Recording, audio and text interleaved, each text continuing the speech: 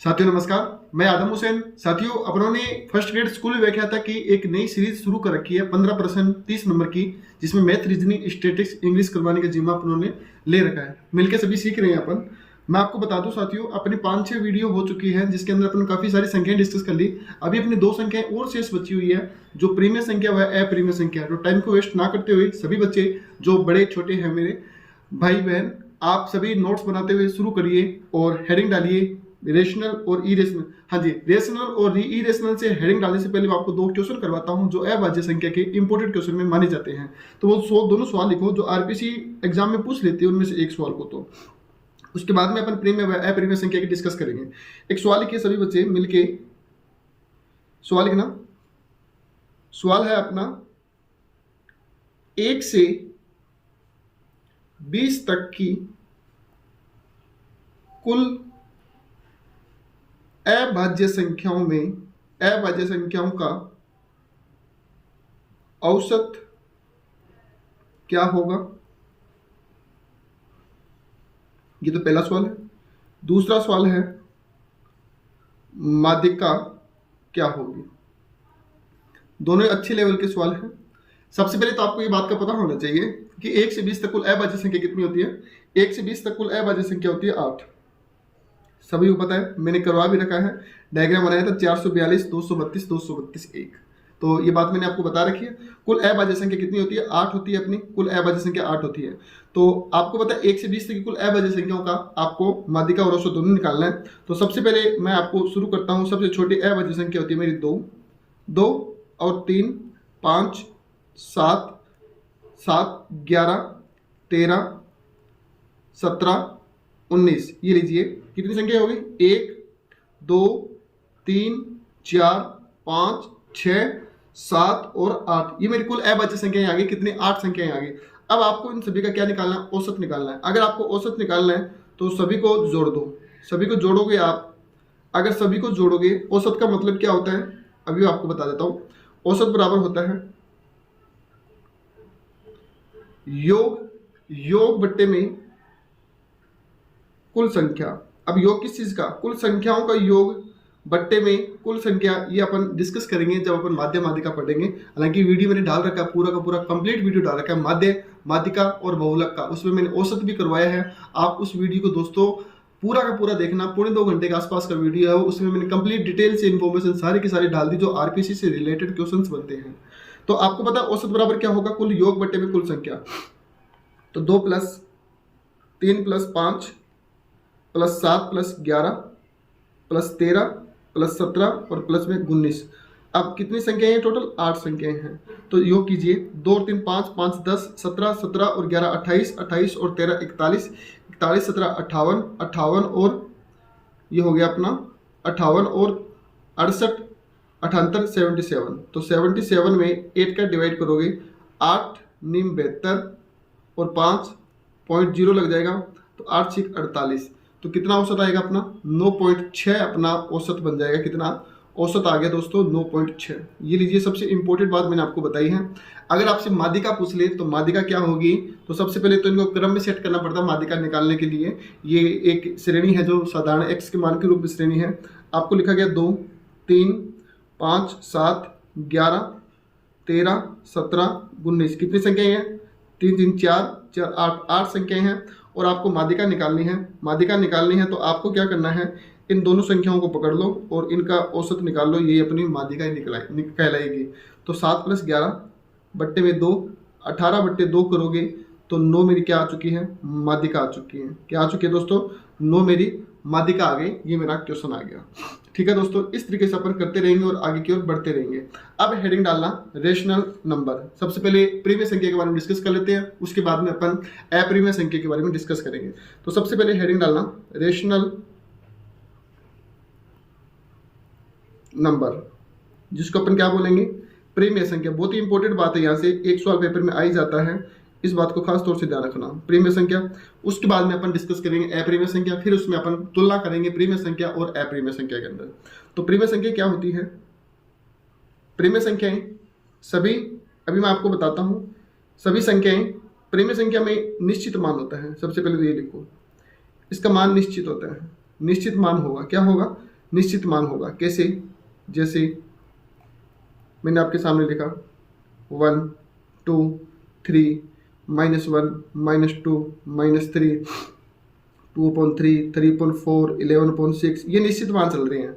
जैसे 0 भी एक प्रीमिय संख्या ही है, 1/1 0/2 0/1 और 30/10 इस तरीके से 1.1 1.2 3.4 ये सारे के सारे एक मान चल रहे हैं जो अपनी प्रीमिय संख्या ही कहलाती है। जैसे 22/7 3.14 और 23.4 ये जितने भी जो मैंने आपके आंकड़े लिखे हैं ये सारे के सारे क्या कहलाएंगे?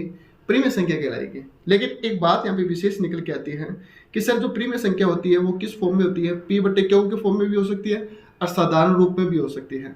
तो दोनों बात होती है। लेकिन Q का मान क्या नहीं होना चाहिए? Q का मान 0 कभी भी नहीं होना चाहिए। अगर Q का मान 0 हो गया तो रिजल्ट आएगा ही नहीं, अनंत में चला जाएगा, आता रहेगा, निकलता कभी स्टॉपेज नहीं लगेगा, तो अनंत में चला जाता है। इसलिए प्रीमिय संख्या हमेशा पूर्णांक संख्या होती है, लेकिन Q का मान कभी भी 0 नहीं होगा। तो अब आपके आगे शुरू करते हैं। देखिए दोस्तों, हेडिंग डालना सभी, प्रीमिय संख्या। सबसे पहली बात इसकी, ये P/Q के फॉर्म में होगी। P व Q पूर्णांक होंगे, लेकिन Q का मान 0 नहीं होगा। P/Q पूर्णांक होंगे, लेकिन Q का मान 0 नहीं होगा। इस बात का खास तौर से ध्यान रखना। दूसरी बात, प्रीमिय संख्या निश्चित मान में होगी। प्रीमिय संख्या निश्चित मान में होगी, इस बात का भी खास तौर से ध्यान रखना। 3 नंबर बात, संख्या प्रीमिय संख्या होगी, संख्याएं प्रीमिय होगी। जैसे मैंने लिखा 0 1 2 3 4 5 6 7 8 9 इस तरीके से। फिर मैंने अगला पॉइंट लिखा आपके सामने, दशमलव वाली संख्या। कौन सी वाली संख्या?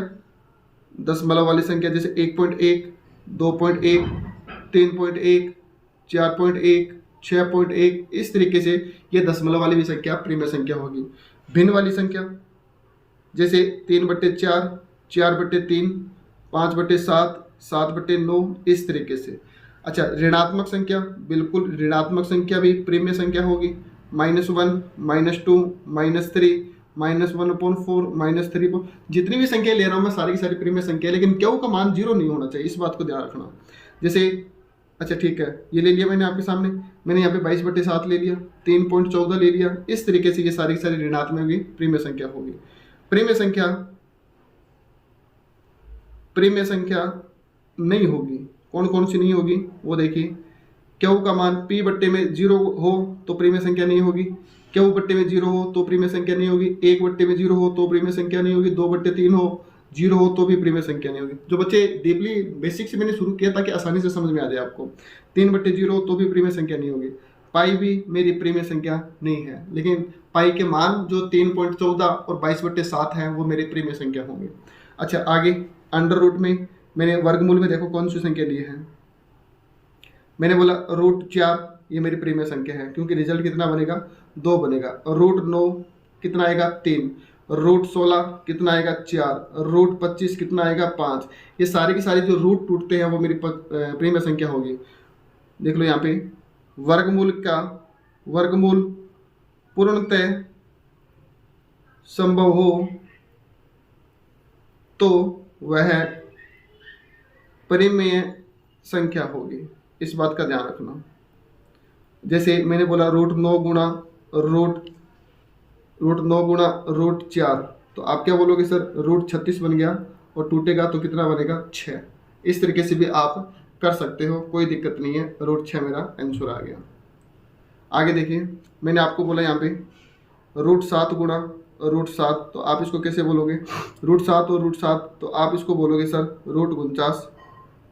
√49 कितना बनेगा? रिजल्ट 7 बनेगा। दोस्तों आप ऐसे भी इसको कर सकते हो, ये मेरी प्रीमिय संख्या है। क्लियर है दोस्तों? यहाँ तक आप ऐसे आराम से कर सकते हो, कहीं भी कोई दिक्कत नहीं आएगी आपको। क्लियर है? अब आगे देखिए दोस्तों, मैं आपको एक चीज़ बता रहा हूँ, एक क्वेश्चन के माध्यम से समझाने की कोशिश कर रहा हूँ। प्रीमिय प्रिमेय संख्या होगी। तो प्रिमेय संख्या होगी ऑप्शन पहला √2 प्लस √3, दूसरा √3 गुणा √3, तीसरा √4 गुणा √2, चौथा बनेगा आपका मान लो √6 गुणा √2। तो आप खुद देखिए, ये तो हो ही नहीं सकता कि रूट टूटेगा ही नहीं, ये √12 बन जाएगा, ये इसका भी नहीं टूटेगा, और ये √8 बन जाएगा, इसका भी नहीं टूटेगा, ये √9 बनेगा जिसका टुकड़ा बाहर होकर कितना बनेगा 3, और यही मेरा आंसर बनेगा साथियों। ये मेरी प्रीमियर संख्या चल रही है। आपको इस तरीके से क्वेश्चंस को करना है। एक क्वेश्चन और देखते हैं अपन, उसमें बताना कौन सी प्रीमियर संख्या है। मैंने लिखा √3 प्लस √2 बट्टे में √3, फिर लिखा √3 गुणा में √3 बट्टे में √2, और फिर मैंने लिखा √3 माइनस √2 और √2 गुणा √3, और फिर लिखा मैंने √4 गुणा √9 बट्टे में √9। अब बताइए कौन सी इसमें प्रीमियर संख्या है। तो आपको पता लग ही रहा होगा, √9 से √9 कट गया और √4 बचा जिसका मान कितना बनेगा 2। बाकी किसी का भी सॉल्यूशन संभव नहीं है, तो इसका मतलब ये मेरी प्रीमियर संख्या नहीं है दोस्तों। अब देखिए दोस्तों, इस तरीके से आपको प्रीमियर संख्या और अप्रीमियर संख्या में डिफरेंस करते हुए चलना है। अब मैं आपको बताता हूँ भी अप्रीमियर संख्या क्या होती है। पूरी की पूरी डिटेल से मैंने आपको बता दिया प्रीमियर संख्या के बारे में। अब मैं आपके सामने डिस्कस कर रहा हूँ अप्रीमियर संख्या। हेडिंग डाल लो सभी,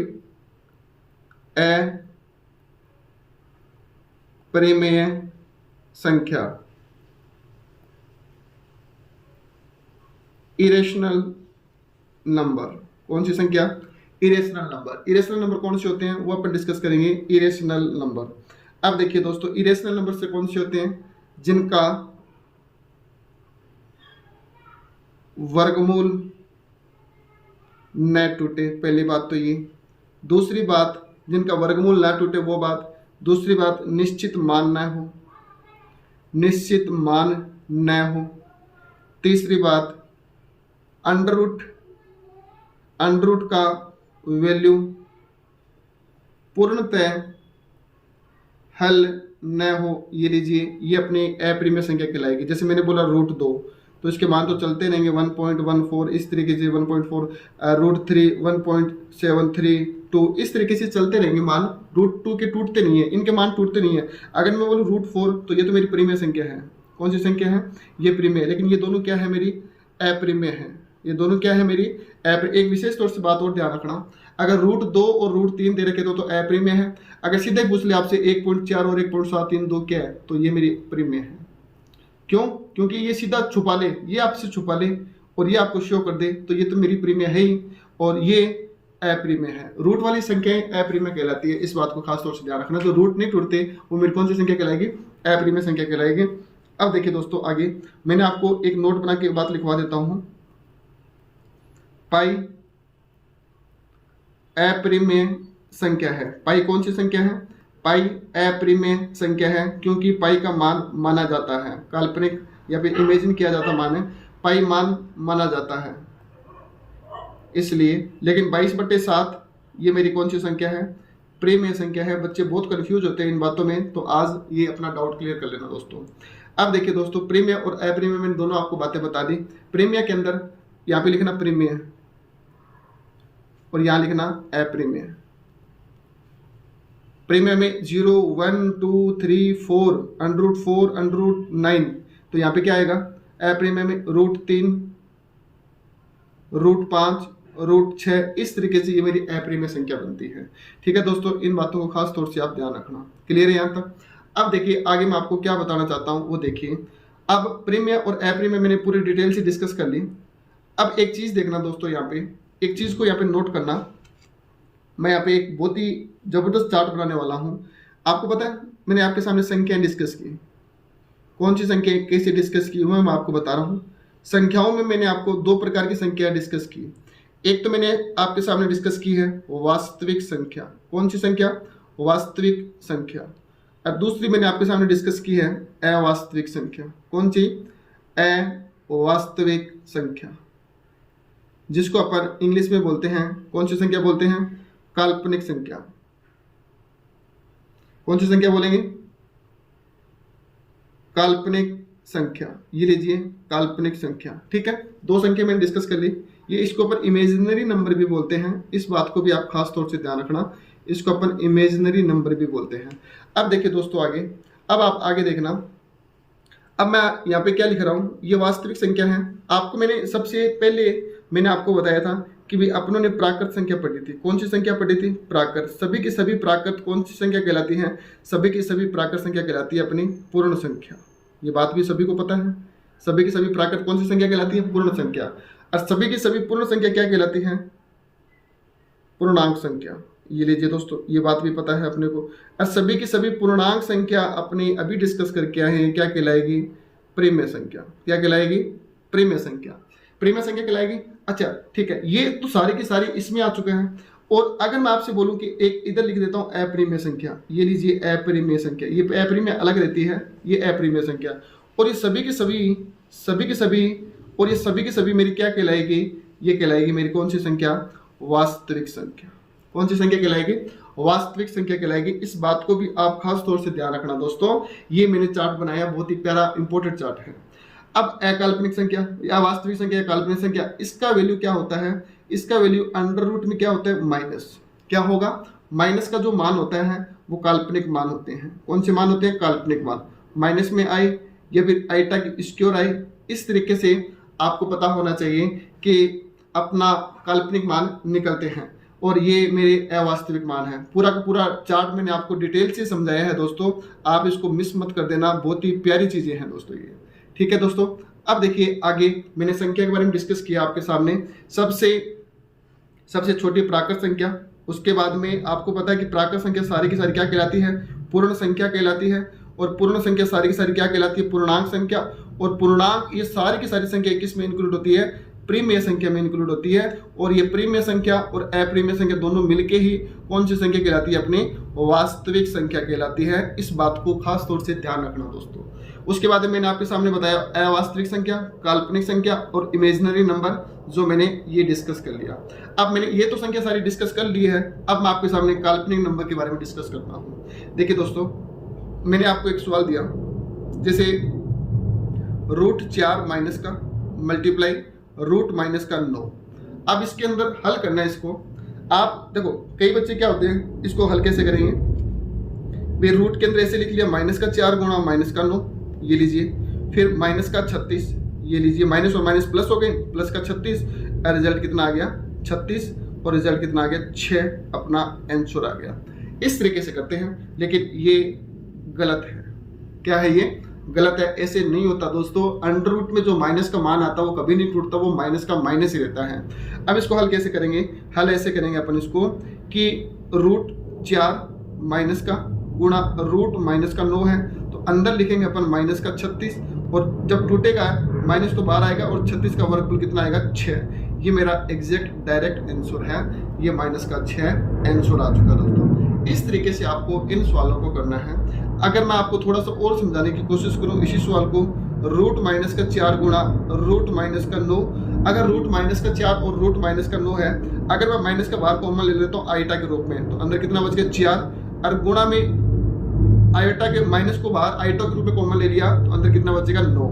अब आइटा और आइटा तो हो गया आइटा का स्क्वायर, गुणा में √4 और √9 कितना हो गया? 36। और आप इसको सोल्व करोगे तो आइटा का स्क्वायर गुणा 6, और आइटा के स्क्वायर का मान कितना होता है? माइनस, और साथ में लग जाएगा 6। ये मेरा आंसर आ चुका है दोस्तों, अवास्तविक संख्या, जिसको अपन काल्पनिक संख्या बोलते हैं। उम्मीद करता हूं ये पूरा जो इंपोर्टेंट सेशन है वो आपको पूरा का पूरा समझ में आ रहा है। डीपली बातें चल रही है दोस्तों। इसके अंदर आपको घर पे ये क्वेश्चन करना है और उत्तर बताना है मेरे को। मैंने लिखा √8 गुणा √12, इसके अंदर बताना है भी इसका रिजल्ट क्या बनेगा। तो आपको पता होना चाहिए कि ये माइनस है, ये तो बाहर निकलेगा, और अंदर क्या बचेगा? 12 144, और लास्ट में माइनस का 12 रिजल्ट आ जाएगा, क्योंकि 144 वर्गमूल होता है 12 का। ठीक है दोस्तों, एक क्वेश्चन आपको घर के लिए कर देता हूं मैं, वो आपको घर पे करना है। जैसे मैंने बोला √8, एक सेकंड दोस्तों, ये 12 96 होते हैं, तो यहाँ पे भी 12 लिखो, आप यहाँ पे भी 12 लिखो, तब ये सॉल्यूशन होगा। मैंने लिखा माइनस का 8 और रूट माइनस का 8। आपको इसका सॉल्यूशन बताना है, इसका आंसर कितना आएगा। ठीक है दोस्तों, अब देखिए दोस्तों आगे की तरफ बढ़ते हैं अपन।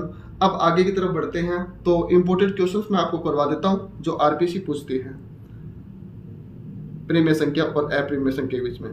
मैंने बोला क्वेश्चन नंबर पहला है, क्वेश्चन नंबर पहला है 2 व 3 के बीच कुल 2 व 3 के बीच कुल प्रिमेय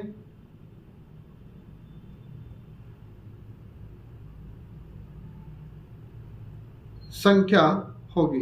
2 व 3 के बीच कुल प्रिमेय संख्या होगी। एक क्वेश्चन तो ये है। एक क्वेश्चन मैं आपके सामने ये लिखवा देता हूं, 2 व 3 के बीच, 2 व 3 के मध्य, 2 व 3 के एकदम मध्य लिखो इसे, या फिर मध्य लिख लो, एक ही बात है, वो कोई दिक्कत नहीं है। 2 व 3 के एकदम मध्य प्रिमेय संख्या होगी। ये दोनों क्वेश्चन है, मैं आपको डिस्कस करता हूं। इसमें ऑप्शन दे रखे हैं आपको। पहला ऑप्शन दे रखा है 2.5, 0, 1 और अनंत, ये दे दिया। 4 ऑप्शन इसमें दे दिया आपको 2.5, 0, 1 और अनंत। इन दोनों क्वेश्चन में रात और दिन का फर्क है, वो आपको बताना है कि भाई कैसे अपन इस क्वेश्चन को करेंगे। तो आप देखना दोस्तों, 2 व 3 के बीच अगर आपसे कुल प्रिमेय संख्या पूछे तो कुल प्रिमेय संख्या अनंत होगी, क्योंकि तो चलती रहती है। 2 व 3 की 2.1, 2.2, 2.3, 2.4, 2.14, ये अनंत तक चलती रहेगी। आप बता ही नहीं सकते भी कुल कितनी प्रिमेय संख्या आएगी, तो कितनी आएगी, अनंत आएगी। अगर एकदम मध्य पूछे तो इन दोनों में फर्क है, प्रिमेय संख्या एकदम मध्य पूछे 2 व 3 के, तो 2 और 3 का आपको क्या करना है, योग और बट्टे में 2 का भाग दे दो। तो 2 और 3 5, 5 में 2 का भाग दिया, कितना आया, 2.5 मेरा प्रिमेय संख्या बन गई। ठीक है दोस्तों, इस तरीके से आपको सवालों को करना है। और मैं आपको बता भी देता हूं, नोट लगा के एक बात लिख लो आप, 2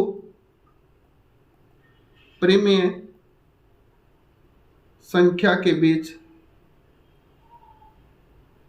अनंत प्रिमेय संख्या होगी। पहला बात तो ये। दूसरी बात, नोट नंबर सेकंड, 2 प्रिमेय संख्या के एकदम मध्य प्रिमेय संख्या होगी। तो कैसे करोगे आप, a प्लस b बट्टे में 2, ये अपना आंसर आ जाएगा। ठीक है दोस्तों, ये अपना सेशन पूरा हो चुका है। मैंने 22-24 मिनट तक के आसपास का सेशन रखा है और ऐसे ही मैं सेशन बनाता रहूँगा। तो आपको अभी अप्रिमेय संख्या प्रिमेय संख्या में मैं आपको वो भी बताऊँगा, जैसे अपन बोलते हैं ना क्वेश्चन के अंदर कि भी 2 व 3, 2 जैसे बोल दिया मैंने कि 2 व 3 के मध्य 4 प्रिमेय संख्या क्या होगी। इसको भी मैं आपको डिटेल से बताऊंगा। जो आरपीसी का यहाँ से एक सवाल इंपोर्टेंट बनने की संभावना रहती है। जैसे 2 व 3 है, 2 व 3 के बीच में अपने को 4 प्रिमेय संख्या निकालनी है, तो वो कैसे निकालेंगे अपन, किस तरीके से करेंगे, तो मैं आपको अभी थोड़ी देर बाद बताऊंगा। अगली वीडियो में कट लगाते हैं, इसको 5 बनाते हैं अपन, ऊपर नीचे 5 से गुणा करवाते हैं। इस तरीके से ऊपर नीचे 5 से गुणा करवाएंगे। ये तो हो गया 5 दूनी 10, 10 बट्टे में 5, ये हो गया 5 दिया 15, 15 बट्टे में 5, तो इनके बीच में 11, 12, 13, 14 बट्टे में 5, बट्टे में 5, बट्टे में 5। इस तरीके से अपन अगले सेशन में सीखेंगे। ये कुल बीच की प्रिमेय संख्या, ये बहुत ही इंपॉर्टेंट चीज है जो आपको नोट करनी है, मैं अगले सेशन में आपको बताऊंगा। ठीक है दोस्तों, धन्यवाद। इतने में आप इस वीडियो को देखो, नोट्स बनाओ और आगे की ओर बढ़ते रहो। ठीक है, धन्यवाद। जय हिंद, जय भारत। आपका दिन शुभ हो।